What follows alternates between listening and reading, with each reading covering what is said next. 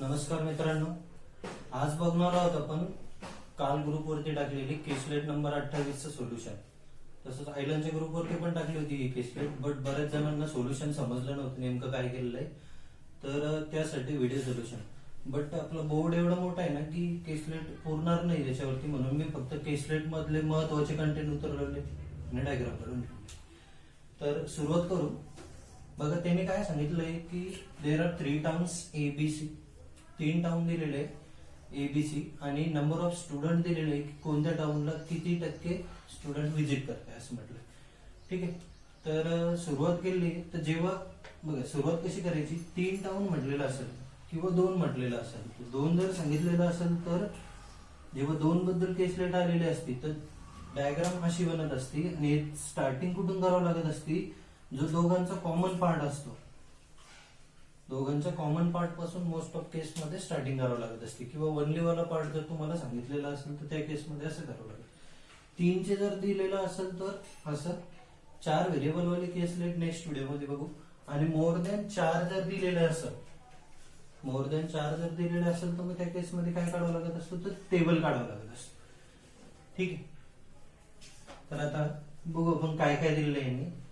तर 20% student visit only town ए म्हटलंय.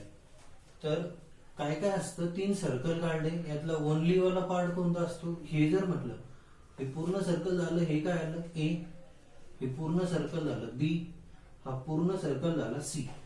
ठीक आहे, हा जो एवढा पार्ट आहे फक्त इथून इतका पार्ट म्हणजे हा झाला ओनली ए, ओनली बी, ओनली सी. ठीक आहे, आता बऱ्याच जणांची जमलिंग होत असती बोथ ए अँड बी आणि ओनली ए अँड बी मध्ये. तर बोथ ए अँड बी जर म्हटलं, बोथ ए अँड बी म्हटलं म्हणजे ए आणि बी पूर्ण असेल असं. मग ए आणि बी पूर्ण जर म्हटलं तर हा एवढा पार्ट येणार आहे. ए आणि बी जर म्हटलं तर हा खालचा जो दिवा बनतोय ह्याची जी फ्लेम बनणार आहे ही एवढी, तर हा झाला both A and B. But only A and B जर म्हटलं म्हणजे फक्त ए आणि बी, ज्याच्यामध्ये सी इन्क्लूड नसणार आहे. मग फक्त ए आणि बी जर घेतलं तर कोणता पार्ट, इथून वरचाच पार्ट येणार आहे. तर लक्षात ठेवा, हा जो पार्ट असतो हा फक्त कोणता आला, ओनली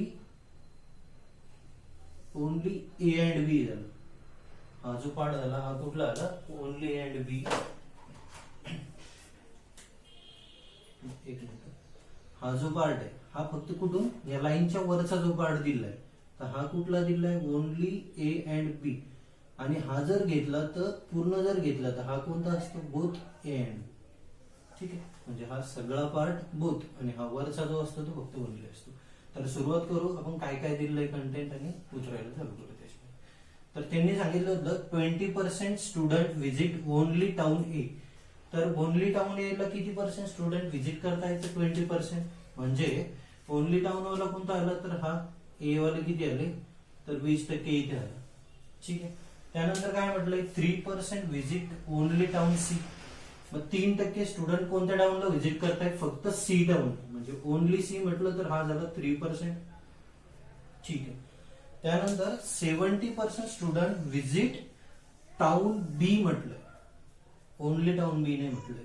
ओनली म्हटलं असतं तर इथं 70% घ्यावं लागलं असतं, बट ओनली नाही म्हटलंय. त्यांनी काय म्हटलंय, 70% स्टुडंट व्हिजिट टाउन बी, म्हणजे पूर्ण जे बीचं सर्कल दिलेलं आहे, हे बीचं सर्कल किती दिलेलं आहे, 70%.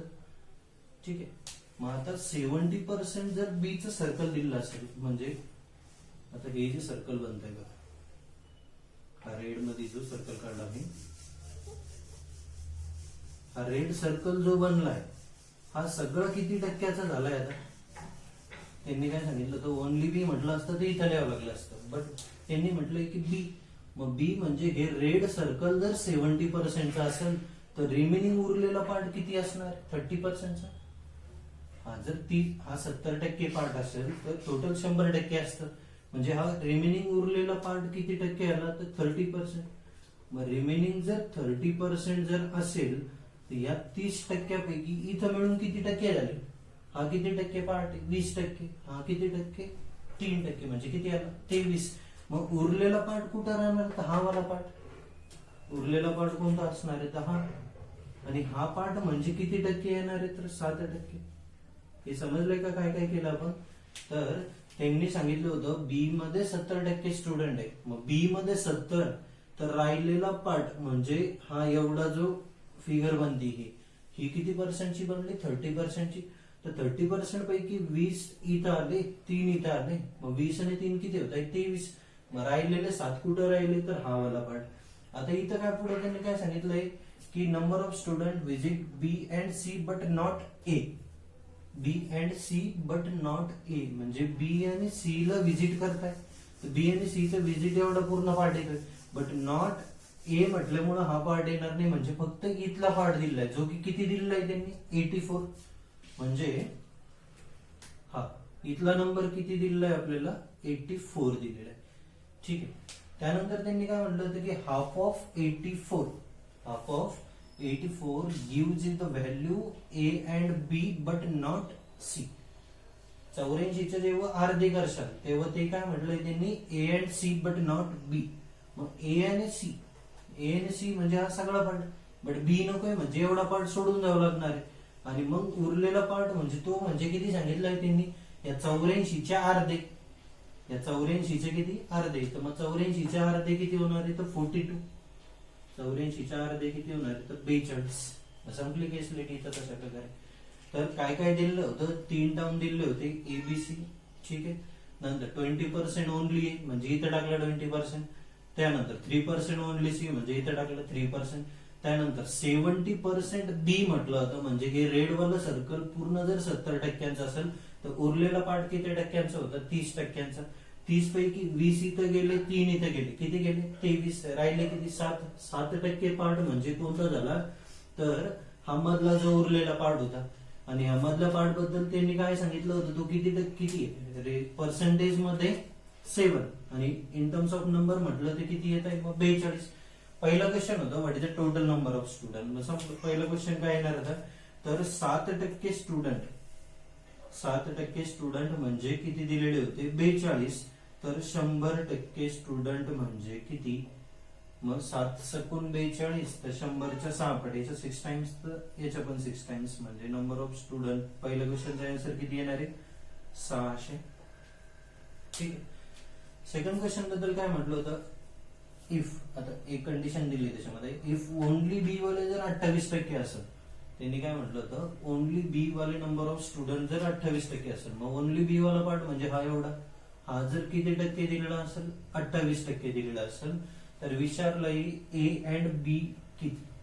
त्याची सुरुवातीला एक्सप्लेन केलं. ए अँड बी जर म्हटलं तर कोणता येणार? हा सगळा पार्ट येणार. ए अँड बी म्हटलं तर हा सगळा पार्ट. ओनली अँड बी जर म्हटलं असतं तर इथून फक्त वरचा पार्ट आला असता, बट हा सगळा पार्ट सांगायचा आहे. मग सॉल्व्ह कसं करता येईल? एक वेळ असा करता येईल तुम्हाला की या 28%ची व्हॅल्यू काढा. ठीक आहे. या 70%ची व्हॅल्यू काढा. या 70%च्या व्हॅल्यू मधून या दोन व्हॅल्यू जर वजा केल्या, या 28%ची येणारी व्हॅल्यू हा 84, या दोघांची सम करून या 70% मधून लेस केली तर उरणारा नंबर हा असेल. काय म्हटलं? समजलंय का? की ही व्हॅल्यू काढायची होती आपल्याला. हे रेड सर्कल पूर्ण 70% होतं. 100% म्हणजे किती आला आपला? 600. किंवा 7% जर 42 असेल तर 70% किती होणार आहे? 420. मग 70% म्हणजे 420 असेल तर हा 28% काढावा लागेल. या 28%ची येणारी व्हॅल्यू प्लस 84 या दोघांची करावं लागेल सम. आलेली सम या 70% मधून लेस, तर उरणारा पार्ट हा. अजून एका वेगळ्या पद्धतीने थोडंसं चांगलं करायचं ठरलं तर कसं करता येईल? इन टर्म्स ऑफ पर्सेंटेज दिले. हा किती आहे? 70%. म्हणजे हे रेड सर्कल पूर्ण किती टक्क्यांचं आलं? 70%. ठीक आहे. आता हे 42 म्हणजे किती टक्के आले? 42 म्हणजे किती टक्के होते? 7%. तर हा 84 म्हणजे किती आला? मग याचं दुप्पट आहे ना. मग 42 म्हणजे जर 7% असेल तर 84 म्हणजे किती टक्के आला? तर 14%. किती आला? 14%. ठीक आहे. मग आता तर हे किती? 70. हे लाल सर्कल जर पूर्ण 70%चं असेल तर या 70%पैकी 28% इथे गेले, 14% इथे गेले. मग हे 14 दुने 28, हा 14 एक 14 म्हणजे 14 त्रिक 42, हा 14 पंचे 70 म्हणजे उरला किती? तर 14 दुने 28 म्हणजे उरलेला पार्ट किती राहणार इथं? 28%. म्हणजे पूर्ण पार्ट. हा फक्त वरचाच पार्ट नाही, तर हा सगळा जो पार्ट येणार आहे एवढा, हा पार्ट किती टक्क्यांचा झाला? 28%. हे समजलं का काय केलं मी? इन टर्म्स ऑफ पर्सेंटेज केलं. अदर वे होता की या दोन्हीची व्हॅल्यू काढून या 70% मधून लेस करा. तर मी पर्सेंटेज मध्ये गेलो तर 42 म्हणजे जर 7% होता तर 84 म्हणजे किती झाला? 14%. मग 14% हा आणि हा 28%. तर हे 14 पंचे 70, हा 14 दुने 28 आणि हा 14 एक 14. म्हणजे ह्या 5 मधून हे 2 आणि हा एक 3 काढून टाकला म्हणजे उरले किती? तर 2 किंवा बेरीज वजाबाकी करून घ्या डायरेक्ट लागेल. हा उरलेला पार्ट किती येतोय? 28%. तर 7%ची व्हॅल्यू माहिती होती मला. 7% म्हणजे किती दिलं होतं? 42. 7% म्हणजे 42. तर 28% म्हणजे किती? सेकंड क्वेश्चनचा आन्सर येणार आपला. तर याचे किती पट करतोय आपण? 7% म्हणजे किती आलं? 42. तर ह्या 7%चे किती पट करायचे आपल्याला? 4 टाइम्स करायचे आहे ना. याचे किती टाइम्स केलं आपण? 4 टाइम्स. याचे पण 4 टाइम्स होणार आहे. मग 4 टाइम्स करताना काय करा? पहिले दुप्पट करा, परत एकदा दुप्पट करा. थोडस सोपं आहे. 42च्या दुप्पट किती होत आहे? 84. आणि 84चं दुप्पट किती होणार आहे? 8 दुने 16 आणि 4 दुने 8 म्हणजे 168. आन्सर किती येणार सेकंड क्वेश्चनचं? 160. आय होप समजलं असेल सगळ्यांना. की पॉइंट एकच होता, हा पार्ट 70, फक्त बी जर 70 तर उरलेला 30 पैकी 23% दिलेला होता. राहिलेला पार्ट म्हणजे 7%. 7% म्हणजे 42, तर 100%. तिथंच क्वेश्चन संपून जातो. ठीक आहे. तर उद्याच्या किंवा अजून एक केसलेट टाकलेली आपण, याच्या अगोदरची केसलेट आहे ज्यामध्ये थोडीशी किसकट होती, ती नेक्स्ट व्हिडिओमध्ये बघू. आणि 4 व्हेरिएबल वाल्या पण केसलेट कशा पद्धतीने सॉल्व्ह करायच्या, किंवा अजून मी बोर्डचं सध्या अरेंजमेंट तर एवढंच आपल्याकडं, कंटेंट तर राहत नाही, जागा जास्त नाही उरणार आहे. तर जेवढं पॉसिबल होईल माझ्या पद्धतीने मी करण्याचा प्रयत्न करेल तुमच्यासाठी. तर व्हिडिओ आवडला असेल तर मित्रांमध्ये सबस्क्राईब, मित्रांमध्ये शेअर. धन्यवाद.